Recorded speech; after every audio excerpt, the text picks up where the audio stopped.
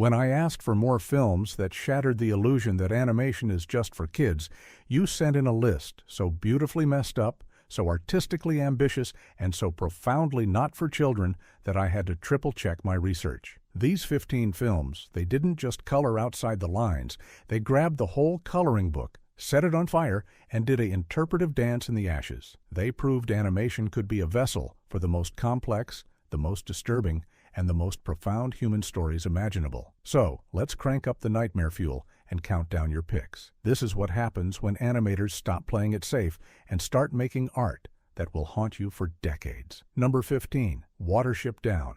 Kicking off our countdown is a film that answers the question, what if Bambi was directed by Francis Ford Coppola after a particularly rough day?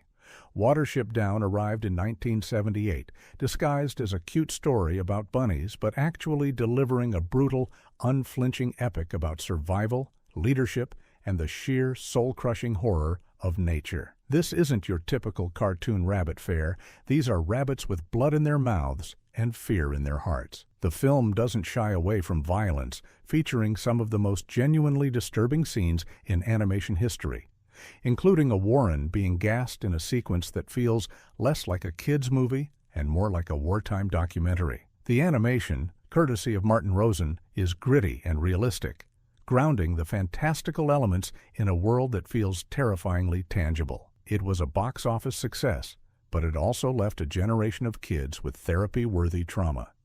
Parents who expected Thumper got the deer hunter with long ears instead, but that's its power. It treats its audience, young and old, with respect, refusing to sugarcoat the harsh realities of its world. It's a masterpiece of storytelling that proves you don't need to be human to tell a profoundly human story about freedom, fascism, and the fight for a home. All the world will be your enemy, Prince with 1,000 enemies, and whenever they catch you, they will kill you. Yeah, not exactly bedtime material, is it? Number 14, Frizz the Cat. Next up, we have a film that took the phrase adult animation and decided to get, well, really adult. Fritz the Cat clawed its way into theaters in 1972 as the first X-rated animated feature in history. And it's every bit as wild, satirical, and of its time as that sounds. Created by the legendary Ralph Bakshi and based on R. Crumb's underground comic, the film follows its titular feline protagonist as he navigates the counterculture hellscape of 1960s New York, seeking meaning in a world of drug-fueled parties, racial tension, and rampant hypocrisy. This isn't just shock value for shock's sake. It's a blistering, often ugly, but undeniably potent satire of the very movement it depicts. Bakshi's animation style is a chaotic mix of different techniques, incorporating live-action footage and a raw, unpolished aesthetic that perfectly matches the film's gritty subject matter. It was massively controversial, protested by just about everyone, and Crumb himself famously disowned it. But you can't deny its historical significance. It kicked the door wide open, proving that animation could tackle adult themes with the same ferocity as any live-action film. It's a time capsule of a turbulent era, a messy, brilliant, and deeply problematic masterpiece that asked a simple question. What if cartoons could be as complicated, as offensive, and as thought-provoking as the real world? I know about the race problem. I've been to Harlem. Number 13, Fantastic Planet. From satirical cats to psychedelic planets, Fantastic Planet materialized in 1973 and immediately transported audiences to a world unlike anything they had ever seen. This French-Czechoslovakian animated film is a surreal, hypnotic, and deeply unsettling allegory for class struggle and oppression, set on a distant planet where giant blue-skinned trogs keep tiny, human-like Oms as pets. The animation, by director René Laloux and artist Roland Topor, is the real star here. It's a bizarre, dreamlike tapestry of cutouts and surreal imagery that feels like a Dali painting come to life. Every frame is packed with strange alien creatures and landscapes that burrow into your subconscious. The story is simple but powerful, following an Om named Terror who escapes captivity, learns the secrets of the Tregs, and eventually leads a rebellion. It's a slow-burn, meditative film that builds to a shocking and unforgettable climax. It was a critical darling, winning the Grand Prix at the Cannes Film Festival, but it's also the kind of movie that gives you a weird feeling in the pit of your stomach. It's not violent in a graphic way, but its ideas and its visuals are profoundly disturbing. It's a prime example of animation as a medium for pure, unadulterated art. A film that doesn't just tell a story, but creates an entire universe and forces you to confront the uncomfortable truths within your own. Number 12. The Plague Dogs. If you thought the bunnies were rough, buckle up. The Plague Dogs hopped into our lives in 1982 from the same director as Watership Down and decided to dial up the bleakness to 11. This is not a film that offers hope. It's a sustained 2-hour anxiety attack about two dogs, Rawef and Snitter, who escape from a vivisection laboratory in the English countryside. What follows is not a grand adventure, but a desperate, harrowing struggle for survival against a world that is either actively trying to kill them or simply doesn't care. The film is unrelenting in its portrayal of animal cruelty and the psychological trauma inflicted on its protagonists. Snitter, a dog whose brain has been experimented on, has hallucinations and seizures, while Rawef is plagued by a deep-seated fear of the white coats. The animation is even grittier and more realistic than Watership Down, with a muted, washed-out color palette that perfectly captures the film's grim atmosphere. This movie is so profoundly depressing that it makes its predecessor look like a light-hearted romp. It bombed at the box office because, let's be honest, who wants to pay to have their soul crushed? But like its rabbit-filled cousin, it has gained a cult following for its unflinching honesty and its powerful anti-vivisection message. It's a difficult, painful watch, but it's also a testament to animation's ability to evoke the deepest, most uncomfortable emotions. They're not pets, they're just things. Number 11. Waking Life. Let's shift gears from soul-crushing despair to mind-bending philosophy with Waking Life, which floated onto screens in 2001 from the singular mind of Richard Linklater. This film is less a narrative and more a journey, following a young man as he drifts through a series of dreamlike encounters, engaging in long, sprawling conversations about free will, existentialism, and the nature of reality. The animation is what truly sets it apart. Linklater first shot the entire film in live action, and then had a team of artists rotoscope over it, creating a fluid, ever-shifting visual style that perfectly mirrors the film's dream logic. Characters and backgrounds ripple and change, blurring the line between the conscious and the subconscious. It's a film that is either going to fascinate you or bore you to tears, with no in-between. There's no real plot, no character arcs in the traditional sense, just a relentless barrage of ideas. It's the kind of movie you watch and your brain feels like it's been put through a philosophical car wash. It's not for kids, not because of violence or sex, but because it demands a level of intellectual engagement that is simply beyond them. It's a challenging, dense, and ultimately rewarding experience that proves animation can be the perfect medium for exploring the most abstract corners of the human mind. Dream is destiny. Number 10. Perfect Blue. Speaking of dreams, or rather nightmares, let's talk about a film that will make you question your own sanity. Perfect Blue slashed its way into the anime scene in 1997, and it remains one of the most psychologically terrifying animated films ever made. Directed by the late, great Satoshi Kon, the film follows Mima, a pop idol who decides to retire from music to pursue an acting career, a decision that sends her life into a downward spiral of paranoia and identity dissolution. As she's stalked by an obsessive fan and haunted by a ghostly version of her pop star self, the line between reality, her TV show, and her own fractured psyche begins to completely dissolve. Kon's direction is masterful, using seamless transitions and visual motifs to keep the audience as disoriented as Mima herself. This isn't a horror film with jump scares. It's a slow-burn psychological thriller that gets under your skin and stays there. The animation is grounded and realistic, which makes the surreal, nightmarish sequences all the more jarring. It's a film that deals with very adult themes: the dark side of celebrity, the male gaze, and the terrifying fragility of identity. It's so intense and disturbing that Darren Aronofsky famously bought the rights to do a shot-for-shot remake for a scene in Requiem for a Dream. This is not just a great anime film, it's a great film, period, and a powerful argument for animation as a medium for adult psychological drama. Excuse me, who are you? Number 9.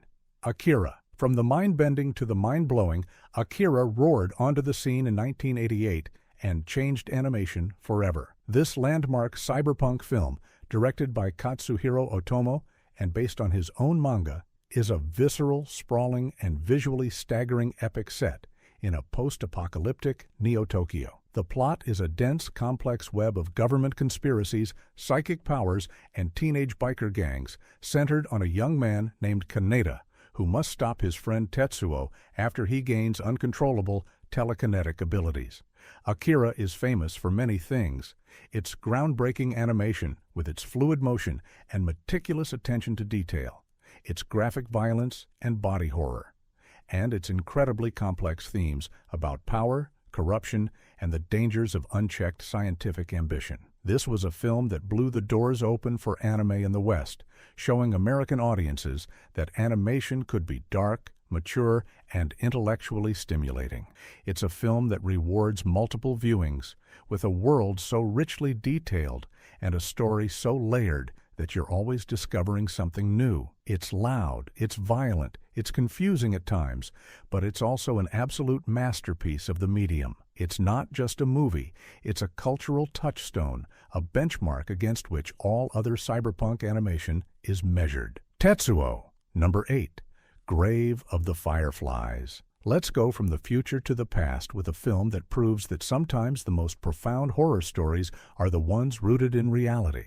Grave of the Fireflies floated into our hearts in 1988 and then promptly broke them into a million pieces. Directed by Isao Takahata and produced by Studio Ghibli, this film is a stark, unflinching, and emotionally devastating depiction of the final months of World War II in Japan, following two young siblings, Seita and his younger sister Setsuko, as they struggle to survive after their mother is killed in a firebombing. There are no heroes here, no villains, just the tragic, slow-motion tragedy of two children caught in the machinery of war. The animation is beautiful and soft, which only makes the harsh reality of their situation even more heartbreaking. This is not a film that uses war as a backdrop for an adventure. It's a film about the human cost of war, told with a gentle, almost documentary-like restraint. It is, without a doubt, one of the saddest films ever made, animated or otherwise. It's often said that this is a film that every human should see, but also a film that no one should ever have to see twice. It's a powerful anti-war statement that works by focusing not on the battles, but on the small, personal tragedies that are left in their wake. It will leave you an emotional wreck, but it will also leave you with a deeper understanding of the true meaning of loss and resilience. Why do fireflies die so young? Number 7. The Dark Crystal. Now for something completely different. The Dark Crystal isn't technically animation, but you viewers demanded it, and who am I to argue with democracy? Jim Henson and Frank Oz's 1982 dark fantasy is a puppetry masterpiece that created an entire world without a single human actor on screen. It follows a gelfling named Jen, who must heal a magical crystal to stop the evil vulture-like Skeksis from plunging their world into eternal darkness. This is not the Muppets. This is Game of Thrones with felt. The Skeksis are some of the most terrifying creatures ever put on film, a gallery of grotesque, decaying monsters who are both fascinating and utterly repulsive. Henson and his team pushed the boundaries of puppetry to their absolute limits, creating complex animatronics and elaborate costumes that bring the world of Thra to life with an incredible level of detail. The film bombed initially, being too dark and scary for kids and too weird for adults, but it has since become a beloved cult classic. It's a testament to the power of practical effects and world building, a film that creates a fully realized alien culture, complete with its own language, mythology, and history. It's a dark, beautiful, and deeply imaginative film that traumatized a generation of kids in the best way possible and showed the world that puppets could be used to tell epic, mature fantasy stories. When single shines the triple sun, what was sundered and undone shall be whole. The two made one. Number 6, Animal Farm. Let's get political. Animal Farm, the 1954 animated adaptation of George Orwell's classic novel, is a grim and brutal allegory about the corrupting nature of power, told through a cast of farm animals who overthrow their human owner only to see their new society devolve into the very tyranny they fought against. This is not the happy, singing animals of Disney. This is a cold, stark, and surprisingly faithful adaptation of Orwell's scathing critique of Stalinism. The animation, produced by Hollis and Batchelor, is simple and stylized, but it's incredibly effective at conveying the story's dark and cynical tone. The film doesn't pull its punches, depicting the betrayal, the propaganda, and the violence with a chilling matter-of-factness. It's a film that was clearly made for adults, with a message that is as relevant today as it was in 1954. It's a fascinating piece of Cold War-era animation, a film that was funded by the American CIA as anti-communist propaganda, but which transcends its origins to become a timeless warning about the dangers of any form of totalitarianism. It's a sobering, thought-provoking film that proves animation can be a powerful tool for political commentary. All animals are equal, but some animals are more equal than others. Number 5, A Scanner Darkly. From political allegory to paranoid hallucinations with A Scanner Darkly, which materialized in 2006 as a rotoscope nightmare from the mind of Richard Linklater. Based on the novel by Philip K. Dick, the film is a dizzying, disorienting trip into a world of drug addiction and government surveillance, following an undercover cop, Bob Arctor, who begins to lose his own identity while spying on a group of drug users. The rotoscoping animation, similar to what Linklater used in Waking Life, is the perfect medium for this story, creating a world that feels both real and surreal, a reflection of Arctor's fractured consciousness. The film is a brilliant and tragic exploration of identity, memory, and the self-destructive nature of addiction. It's not an easy watch. It's slow, confusing, and deeply melancholic. But it's also an incredibly faithful adaptation of Dick's work, capturing his signature themes of paranoia and reality bending with a stunning visual style. The cast, including Keanu Reeves, Winona Ryder, and Robert Downey Jr., all deliver fantastic performances, which are then transformed by the animation into something truly unique. It's a film that gets under your skin and stays there, a haunting and powerful sci-fi drama that uses animation to create a world that is both familiar and utterly alien. What does a scanner see? Into the head? Into the heart? Does it see into me? Into us? Clearly or darkly? Number 4, Anomalisa. Let's get weird with Anomalisa, which quietly crept into theaters in 2015 and immediately established itself as one of the most unique and emotionally raw animated films of the decade. Directed by Charlie Kaufman and Duke Johnson, this stop-motion film is a poignant, melancholic, and often painfully honest look at a man's midlife crisis, depression, and the mundane aspects of relationships. The film follows Michael Stone, a customer service guru who feels completely disconnected from the world until he meets a woman named Lisa, who, for some reason, he can see as a unique individual. The stop-motion animation is incredible, with incredibly detailed and expressive puppets, but the film's true genius lies in its use of this medium to explore its themes. The decision to have every character except Michael and Lisa voiced by the same actor, Tom Noonan, is a brilliant stroke that visually and audibly represents Michael's perception of the world as a monotonous, repetitive sameness. This is not a film for kids, not because of its brief but explicit sexual content, but because its themes of loneliness, alienation, and the search for connection are profoundly adult. It's a small, intimate, and deeply moving film that proves animation can be the perfect medium for telling the most personal and human of stories. I don't know what's going on. I'm just so happy. Number 3, Heavy Metal. From the intimate to the epic with Heavy Metal, the 1981 anthology film that is essentially a teenage boy's heavy metal-fueled fever dream brought to life.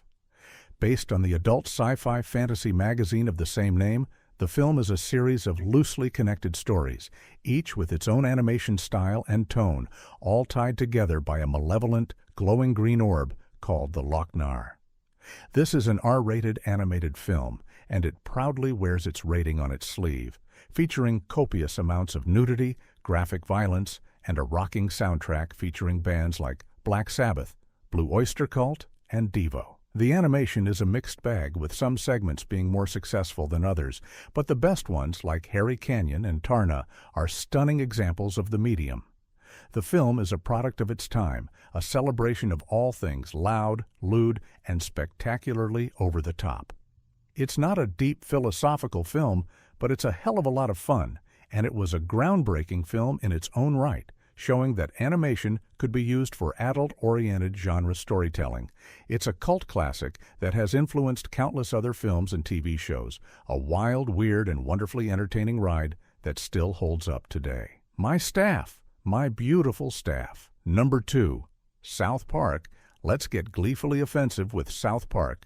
Bigger, longer, and uncut, which exploded onto screens in 1999 as a big-budget, R-rated musical that was somehow even more outrageous than the TV show it was based on. When the 4 boys from South Park, Colorado, sneak into an R-rated Canadian movie, their newfound profanity sparks a war between the United States and Canada, leading to the apocalypse.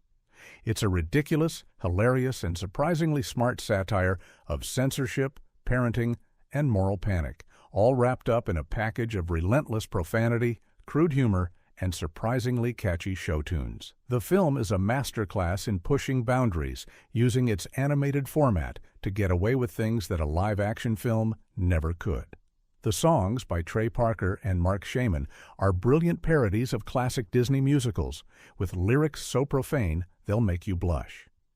But beneath the shock value, there's a sharp, intelligent critique of the very people who were protesting the film. It's a film that uses its own controversy as a central theme, a meta-commentary that is both hilarious and surprisingly insightful. It's not for kids, obviously, but for adults with a dark sense of humor. It's one of the funniest and most subversive animated films ever made. Uncle Fucka. Number 1, Waltz with Bashir. And finally, we come to a film that is not just an animated movie, but a historical document. Waltz with Bashir floated into our consciousness in 2008 as an animated documentary that deals with the trauma and horrors of war, specifically the 1982 Lebanon War. Director Ari Folman, who himself served in the war, uses animation to explore his own fragmented memories of the conflict, interviewing former comrades and trying to piece together his own role in the Sabra and Shatila massacre. The animation is stunning, a mix of classic 2D animation and 3D CGI that creates a surreal, dreamlike, and often nightmarish visual style. It's a brilliant choice, as it allows Folman to visualize memories that are hazy, unreliable, and deeply subjective. The film is a powerful and deeply personal exploration of memory, trauma, and the ways in which we try to forget the things we can't bear to remember. It's a film that is both a historical document and a personal journey, a haunting and unforgettable look at the psychological cost of war. It's not an easy watch, but it's an essential one, a film that uses the unique power of animation to tell a story that could not be told in any other medium. It's a masterpiece of documentary filmmaking and a powerful testament to the human capacity for both violence and forgetting. I'm not a person anymore, I'm just a shell.